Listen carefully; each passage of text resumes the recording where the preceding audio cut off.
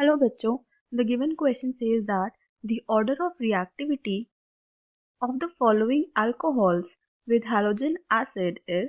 तो हमें इस क्वेश्चन में ऑर्डर ऑफ रिएक्टिविटी बतानी है। ठीक है, तो देखो, जब भी अल्कोहल हैलोजन एसिड से रिएक्ट करते हैं तो क्या होता है। देखो, हम ए का एग्जांपल लेते हैं। ए है यहाँ पे, देखो CH3 CH2 CH2OH। ठीक है, फॉर एग्जाम्पल हम इसको रिएक्ट करवा रहे हैं HCl से। HCl एक हैलोजन एसिड है बिकॉज क्लोरीन एक हैलोजन होता है। ठीक है, तो देखो यहाँ पे क्या होगा, सपोज ये HCl ऐसे होता है ये। ठीक है, तो जो ये ऑक्सीजन के लोन पेयर्स हैं ये एक हाइड्रोजन को ले लेते हैं। ठीक है, अब क्या प्रोडक्ट बनेगा हमारे पास, CH3 CH2 CH2OH और H, और यहाँ पे हमारे पास पॉजिटिव आ जाएगा। ठीक है, अब देखो, और मीडियम में है हमारे पास क्या, Cl नेगेटिव। हमने हाइड्रोजन पे अटैक मारा तो क्लोरीन हमारा लीव हो गया। अब यहाँ पे क्या होगा, ये जो OHH मतलब जो वाटर ग्रुप है ये लीव कर जाएगा बिकॉज ये काफी अनस्टेबल होता है। ठीक है, क्योंकि ऑक्सीजन पे यहाँ पे पॉजिटिव चार्ज है। ठीक है, नेक्स्ट स्टेप देखते हैं हम। तो नेक्स्ट स्टेप में हमारे पास एक कार्बोकेटायन जनरेट हो जाएगा, CH3 CH2 CH2 पॉजिटिव। ठीक है, अब देखो इसके बाद क्या होगा, हमारे पास मीडियम में ये Cl नेगेटिव आयंस थे, तो एक Cl नेगेटिव आयन इस पॉजिटिव पे अटैक कर सकता है। ठीक है, तो प्रोडक्ट क्या बनेगा हमारे पास, CH3 CH2 CH2Cl। अब यहाँ पे मेन चीज क्या है, ये कार्बोकेटायन। जितना ज्यादा ये कार्बोकेटायन स्टेबल होगा उतना ज्यादा ही ये बनना चाहेगा, और जितना ज्यादा ये प्रोडक्ट बनेगा उतना ही आसानी से Cl माइनस इस पे अटैक करेगा। तो हमारा जो ये रिएक्शन है ये फेवर हो जाएगी। तो क्या हो गया, इसकी जो रिएक्टिविटी है ज्यादा हो जाएगी।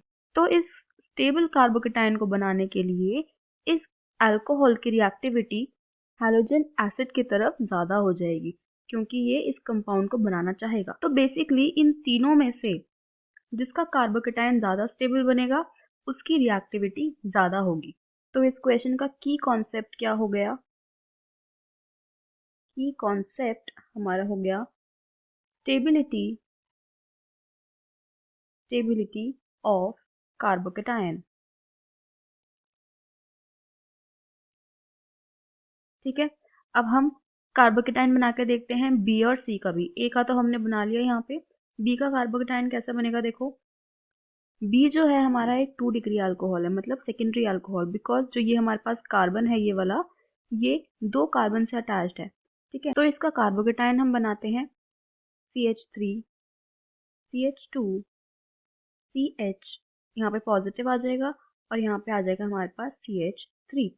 ठीक है, सिमिलरली हम सी का भी कार्बोकेटायन बनाते हैं, मतलब CH3 CH2 C पॉजिटिव आ जाएगा हमारे पास, और यहाँ पे हमारे पास CH3 और नीचे भी एक CH3।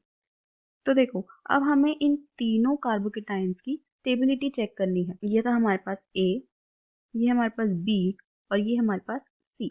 देखो, ये जो CH3 ग्रुप है मतलब मिथाइल ग्रुप, ये प्लस आई इफेक्ट से इलेक्ट्रॉन्स डोनेट करता है सिस्टम में।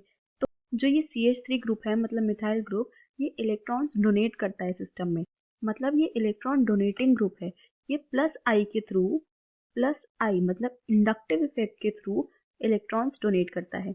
और जितने इलेक्ट्रॉन्स डोनेट होंगे मतलब नेगेटिव चार्ज बढ़ेगा, तो पॉजिटिव चार्ज जो है हमारा ये स्टेबल हो जाएगा। तो जो सी है हमारे पास सबसे ज़्यादा स्टेबल हो जाएगा। सी सबसे ज़्यादा स्टेबल क्यों हो गया, क्योंकि यहाँ पे 3 ग्रुप्स हैं, ये भी दे रहा है इलेक्ट्रॉन्स, ये भी दे रहा है इलेक्ट्रॉन्स, और ये वाला ग्रुप भी दे रहा है। तो तीनों साइड से हमारे पास नेगेटिव चार्ज आ रहा है, तो इसलिए ये पॉजिटिव चार्ज ज़्यादा स्टेबल हो गया।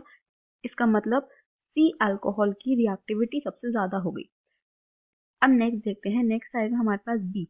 तो बी में हमारे पास 2 ग्रुप्स हैं इलेक्ट्रॉन डोनेट करने वाले, एक CH3 ग्रुप और एक CH2 CH3 ग्रुप। ठीक है, तो यहाँ पे भी पॉजिटिव चार्ज स्टेबलाइज हो रहा है 2 ग्रुप्स की तरफ। बट सी में हमारे पास 3 ग्रुप्स थे जो कि इलेक्ट्रॉन डोनेट कर रहे थे, तो सी सबसे ज़्यादा स्टेबल है। उसके बाद आएगा हमारे पास बी, और लास्ट में आएगा हमारे पास ए, बिकॉज ए के पास सिर्फ एक ही इलेक्ट्रॉन डोनेटिंग ग्रुप प्रेजेंट है। तो ये हो गया हमारा order of stability of carbocation. अब ये order of stability of carbocation है, इसका मतलब यही ऑर्डर हो जाएगा order of reactivity of these alcohols. तो करेक्ट ऑप्शन हो जाएगा option 2। I hope you understood this solution. Thank you.